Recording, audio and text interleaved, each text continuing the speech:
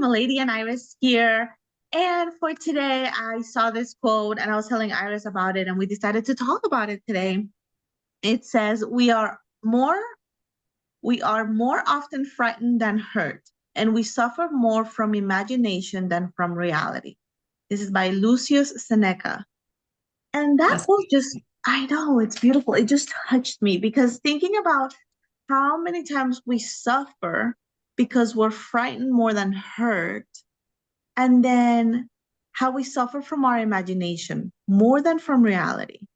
Sometimes we put these stories in our head. The story that we're telling in our head is so much worse than the actual reality that we're living, and we're suffering because of this story in our head.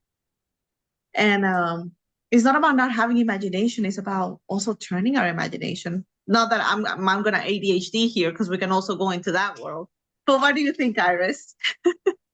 that is beautiful, but it also goes back to not having emotional intelligence. When we experience, because stories are the result of our experiences, it becomes our story. Mhm. So when we experience something that we don't like and we don't know how to process that information at the moment, it becomes suffering. So it becomes this fear inside, and we suffer because of the story that now is stuck in our subconscious mind that we haven't processed. Yeah. So uh, isn't that the story of the world? We That is. all in this fearful stress mode because we're always expecting the worst, but it's because it's attached to a story of some experience and that's what life is, right? The experience. Every day is an experience. But what do we do when we don't understand the emotion that comes with that experience? I don't even know where I'm going, but No, but it's true. Like that part of the experience, whatever past experiences we have, also tells us a story. I may not be good enough. I may not be strong enough. I may not be, and that I may not be this enough gives us fear when we face that. When we face that situation where we have to be strong, when we have to be wise, when we have to be good at math, right? It brings us that yeah, fear. And we've told ourselves the story of, I can't, I won't be able to. And we suffer yeah. from that when the story is not true. We are our own limitations. We limit ourselves to our circumstances, sometimes out of just living how we've always known how to live, out of not knowing or not wanting to change. But it could also Yeah. come from that fear. I know how to deal with my problems now. If I But it change. also goes back Uh-huh. to validating who we are in accordance to those, like you said, Yep. to the story, to am I able to do this? Am I good enough? Like you said, because we attach who we are to how we react to things that we experience. Oh, it's so beautiful. I love that quote. It's a beautiful, and it's so deep because you can see it in so many different levels, right? You can see it Yeah, in the levels that we've been talking about. We can also see it from us making up a story of somebody not liking us, or we yeah, have an argument with somebody that we love and we make it bigger.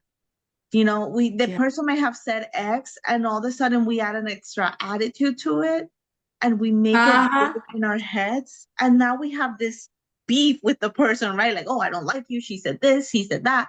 And it wasn't like that. It wasn't to that point, and it's that lack of wanting to listen, wanting to open up our hearts. You just reminded me of this conversation that I had with this beautiful human, and she said that for the last 3 years, she thought that a friend of her was mad at her and that she didn't want to talk to her. Coincidentally, they run into each other.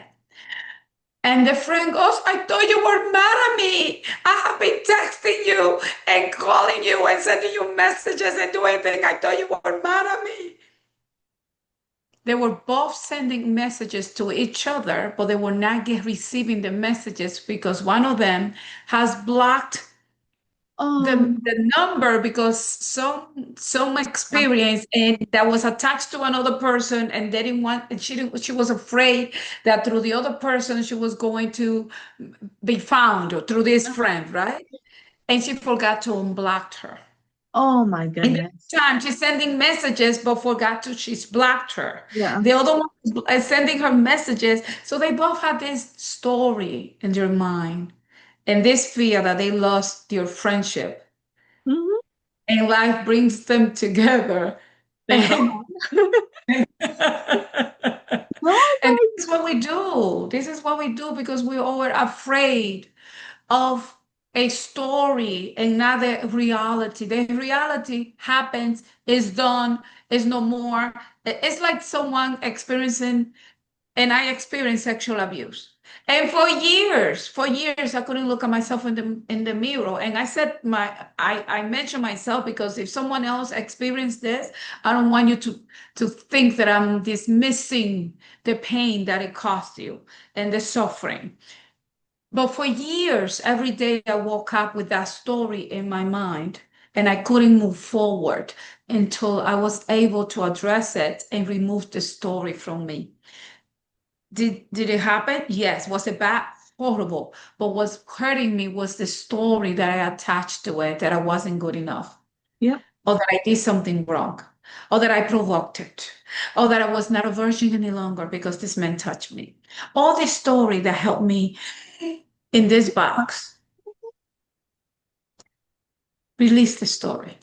release the story. Oh, I think that's exactly how we should finish this one. Release the story. Release that story of pain that's holding you back. Because yes, our past, bad things have happened in our past. That's life sometimes.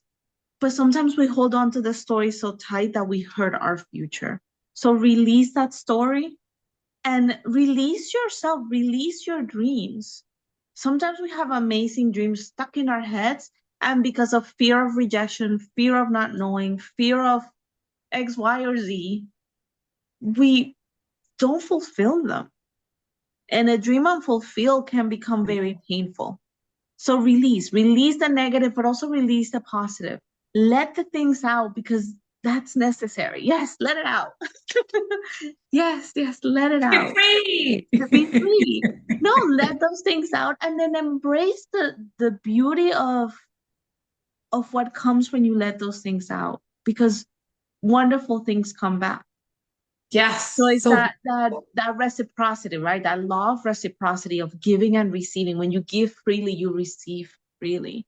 But it's giving not just money, not just things, but giving of yourself and giving of your dreams, of your purpose in this world, right? So release the negative so that the positive can also be released. yes, I love it.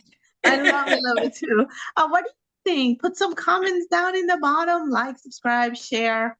I love this topic. Thank you, Iris, for being here with me today and for Thank you. the time. I missed you so much. Thank you. Have a Be good good to one. yourself. Good to yourself.